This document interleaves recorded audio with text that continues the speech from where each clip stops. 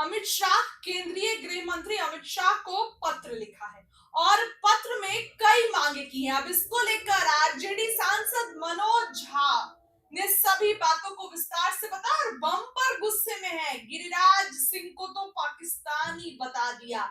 उनका उनका press conference देखिए पटना में था और बड़ा ऐलान करवाया है सभी चीज को लेकर और किया है। तेजस्वी यादव जिस तरीके से चिट्ठी लिखे इस पर भी विस्तार से उन्होंने सब कुछ बताया है और बहुत सारी चीजें बोल रहे हैं। क्या कुछ कह रहे हैं सांसद मनोज झा की बातों को सुन। आज आपके समक्ष आने का सबसे बड़ा मकसद है कि हमारे नेता प्रतिपक्ष और महागठबंधन दल के संयोजन समिति के अध्यक्ष तेजस्वी जी ने माननीय गृह मंत्री भारत सरकार को एक पत्र लिखा। पत्र एक ऐसे कालखंड में लिखा गया है, एक ऐसे ऐतिहासिक संदर्भ में लिखा गया है जब पूरा देश उद्वेलित, परेशान। पहलगाम में जो हुआ, हमारे दल ने बार बार कहा कि ये महज एक दहशतगर्दी का एक एपिसोड नहीं था। दहशतगर्दी के माध्यम से इस देश में नफरत होने की साजिश।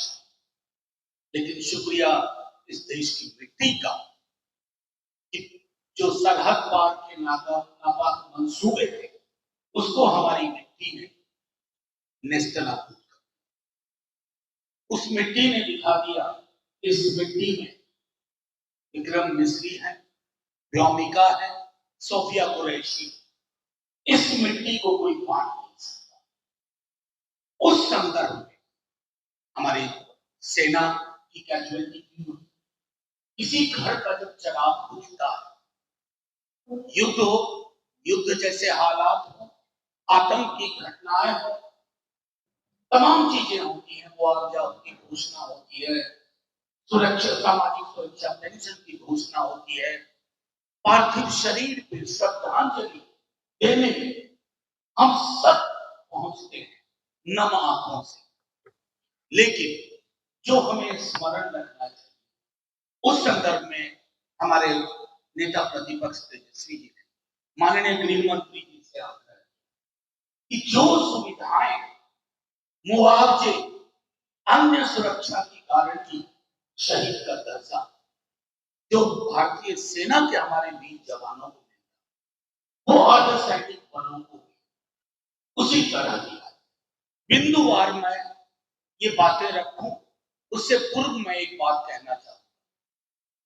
इस तरह की पहलकदमी से देश की सेना का मनोबल बढ़ता है, देश के सुरक्षा बलों का मनोबल बढ़ता है। आखिर सरहद पे वो हमें विपरीत परिस्थिति में खड़े हो रहे, हमें महफूज रखते हैं। हम आप आज मीडिया इंटरेक्शन कर रहे हैं इसलिए कि सरहद पर खड़ा हमारा हर सैनिक, चाहे भारतीय सेना का हो या अर्धसैनिक बल हो, उसने हमें महफूज रखा। अभी हाल में ऑपरेशन सिंदूर के दौरान ये बात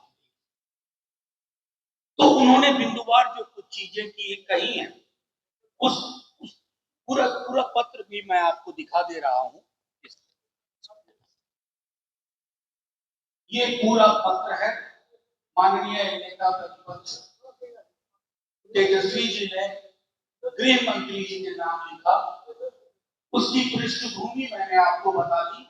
मैं कुछ बिंदुओं पर आपके समक्ष बात रखता हूं, लेकिन उससे पूर्व इस पत्र में उकेरी गई सबसे महत्वपूर्ण चीज जो है, कई दफा युद्ध जनित जख्मों के कारण तत्काल मौत नहीं होती, कालांतर में मौत होती है, उसको भी शहीदी का दर्जा देने के उसको रखा जाए। बिंदुवार में कुछ पहलू मात्र आपके समक्ष रखता हूं। अर्धसैनिक बल के शहीदों को भी बैटल कैजुअलिटी घोषित किया जाए, जिससे उन्हें, उनके परिवार को समान सम्मान, लाभ एवं मुआवजा मिल सके। सरकारी नौकरी, पेंशन एवं अन्य सरकारी सुविधाओं में सेना में अर्धसैनिक बलों के शहीदों के परिजनों में अनुरूपता हो, सिमिलैरिटी हो। नेशनल वॉर मेमोरियल जो इस बात की तस्दीक करता है ये मेमोरियल किनका है, इसकी महत्ता क्या है, उसमें भी अर्ध सैनिक शहीदों के नाम दर्ज किए जाए। एक्स ग्रेसिया हो और राज्य सरकार की ओर से दिए जाने वाली प्रतिपूर्ति में समानता हो। हम आतंकवाद से ही नहीं जूझ रहे हैं, युद्ध जैसे हालात से नहीं। नक्सलवाद, आतंकवाद विरोधी कार्रवाई, युद्ध या युद्ध जैसी परिस्थितियां अगर होती है तो दिव्यांगता के बाद सैनिक बल के जवानों को सेवानिवृत्ति दी जाती है।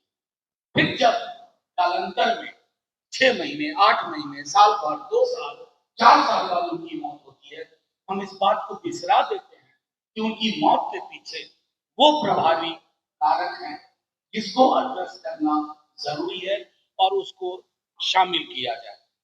और मैं समझता हूं कि माननीय नेता प्रतिपक्ष ने पूरी संजीदगी के साथ, संवेदना के साथ हमारी आपकी मनोभावना को माननीय गृह मंत्री जी तक पहुंचाने का काम किया है। मैं एक बार फिर दोहराता हूं कि आज की डेट में अगर पहलगाम के बाद हमारे सैनिकों ने, अर्धसैनिक बलों ने जो आतंक विरोधी कार्रवाई की, उसकी दुनिया भर में एक बात के लिए सराहना हो रही।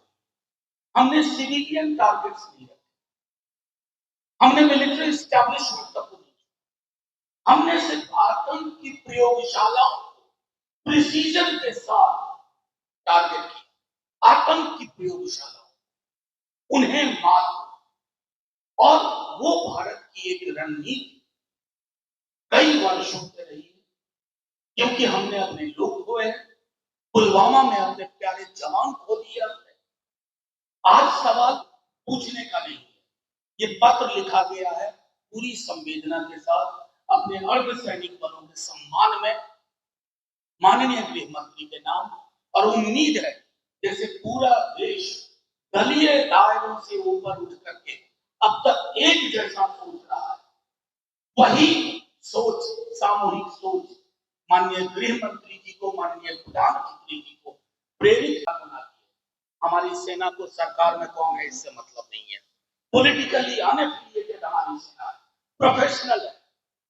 और ये फर्क हमने कई अवसरों पे देखा।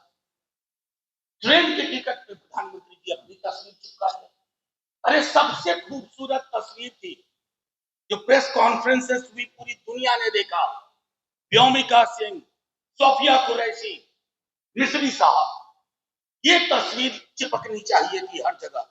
ये तस्वीर हिंदुस्तान का प्रमाण है, हिंदुस्तान क्या है, उसकी सोच क्या है, ये महत्वपूर्ण। शुक्रिया। मैं सब लूंगा, सब लूंगा।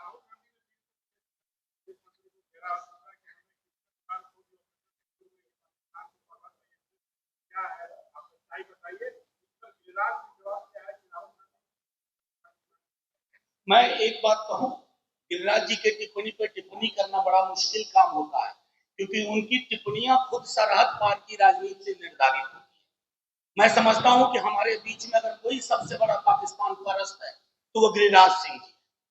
उनको वही पाकिस्तान क्या है, एक एकांगी सोच, एकांगी सोच का नाम पाकिस्तान है। और जिस व्यक्ति के अंदर भी ये एकांगी सोच है वो पाकिस्तानी है। रही बात पुलवामा पे, सवाल ना पूछा जाए, जवान खोए हैं भाई हमने, क्या ये देश विरोधी बात हो? मैं बार बार कहता हूं कि देश और देश की सरकार एक चीज है। मैं अगर देश से मोहब्बत करता हूं तो सरकार किसी की हो सवाल पूछूंगा। अगर मैं सवाल पूछे बगैर मोहब्बत मोहब्बत मोहब्बत कहता हूं तो मैं ऑर्केस्ट्रा टोली से ज्यादा नहीं। वो उनको मुबारक, उनको कहिए get well soon. Thank you. सवाल है